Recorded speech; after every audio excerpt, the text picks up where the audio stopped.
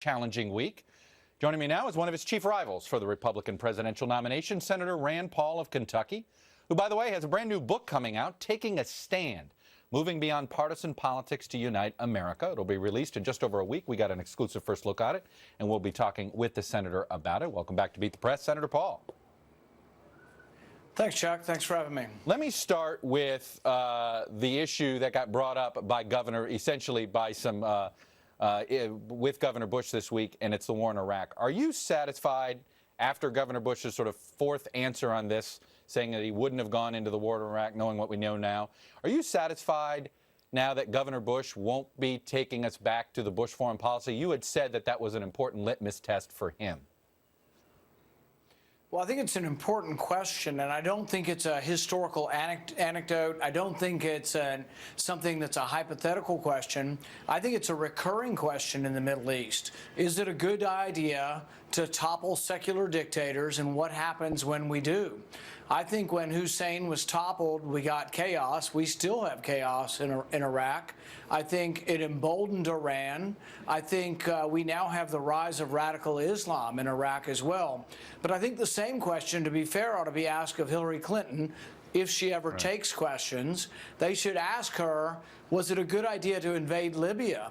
Did that make us less safe? Did it make it more chaotic? Did it allow radical Islam and ISIS to grow stronger? So I think the war in Iraq is a good question and still a current question, but so is the question of should we have gone into Libya?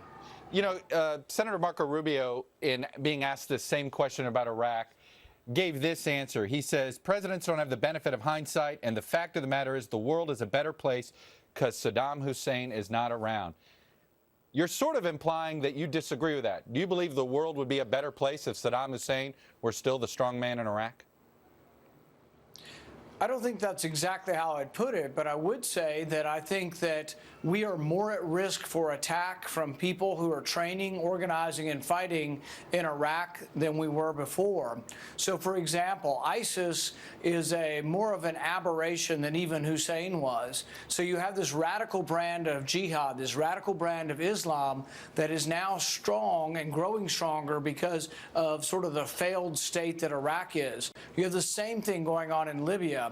So this is a valid debate, and we're going to have this debate not only in the Republican primary, but in the general, as to whether or not it's a good idea. Is intervention always a good idea, or sometimes does it lead to unintended consequences? You know, you laid out in your book very clearly your foreign policy, basically a peace through strength foreign policy, essentially saying, you know what, intervention, and making a strong case against intervention, that intervention over the years has only served to create more problems than it was designed to stop. But I guess let me ask you this.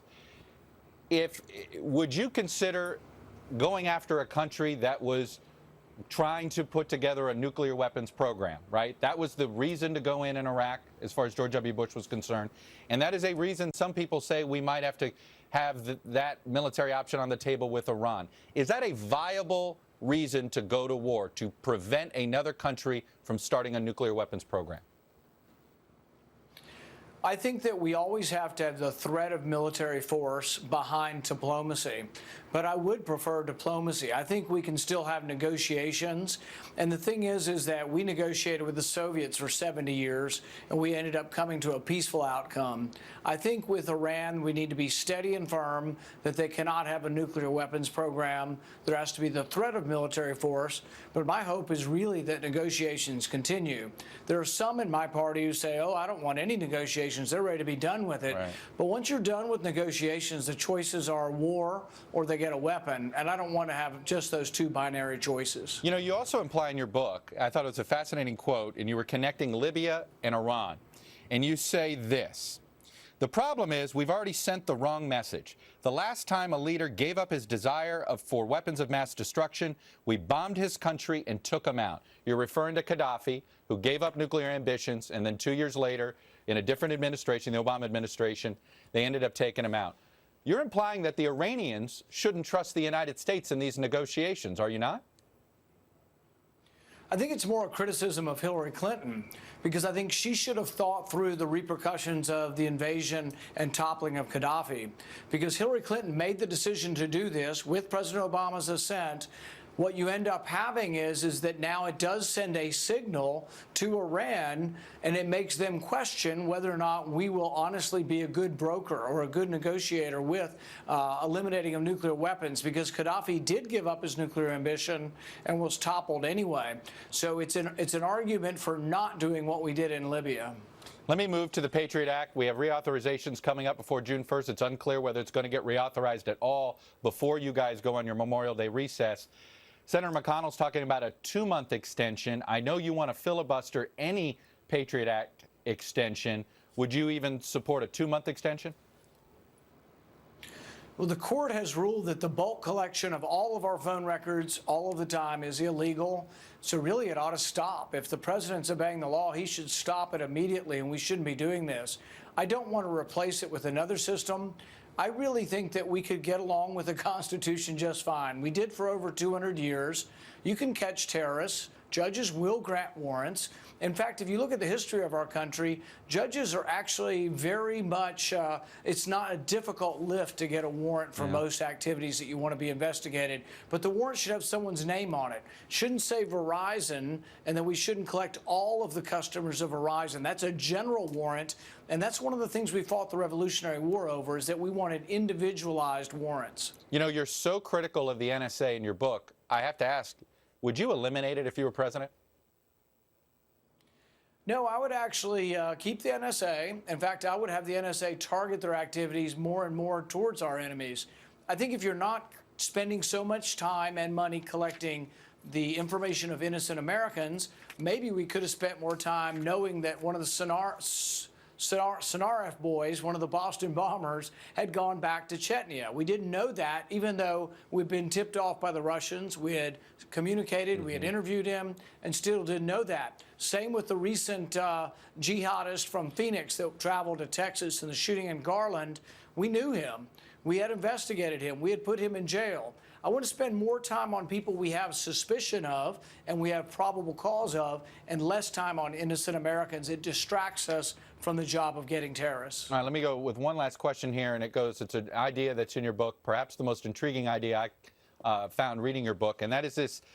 If you say if you find the best teachers on a subject, perhaps in the country, that the idea is we shouldn't have smaller classrooms. We should have a classroom perhaps of 1 million students, meaning the best calculus teacher ought to teach calculus to anybody who wants to learn calculus in America, and then the teacher on the ground implements the curriculum.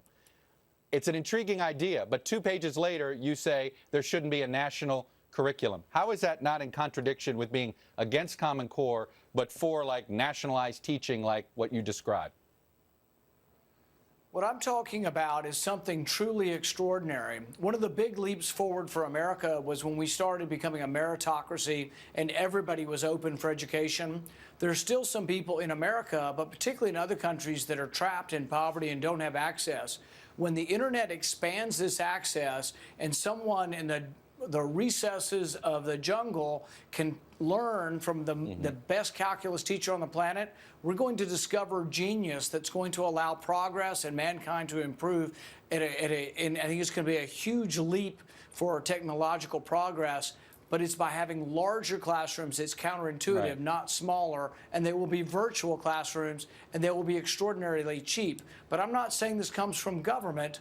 I think this comes really more than likely from the innovators that you meet in Silicon Valley or the innovators you meet in Austin, Texas. I think that's where it's going to come from, not from government. But it's not going to be local control. Well, I'm not advocating against something that is transmitted even worldwide or international. I'm not arguing against any kind of national communication or even national testing. I took national tests when I was a kid. What I'm arguing is against centralized control in the body of one government. I'm arguing for something where someone in Madagascar who's a genius, who's in the street living in poverty, and we never discover that genius, is going to be connected to someone at Harvard or MIT or Baylor or some great university, and they're all of a sudden going to have that knowledge awaken something in their mind that we haven't seen before. That's the real beauty of the internet. We aren't quite there yet, but people have misconstrued that intelligence is going to come from smartphones. It's going to come from connecting intelligent people to intelligent people and great teachers to the masses. But I think there's extraordinary possibility for progress. Senator Paul, I got to leave it there. A lot more in your book, including your tax plan, some other things in there. Hopefully I'll get you on again and we'll go through that as well. Stay safe on the trail, sir. Thank you, Chuck. Coming up in our endgame segment, the Clintons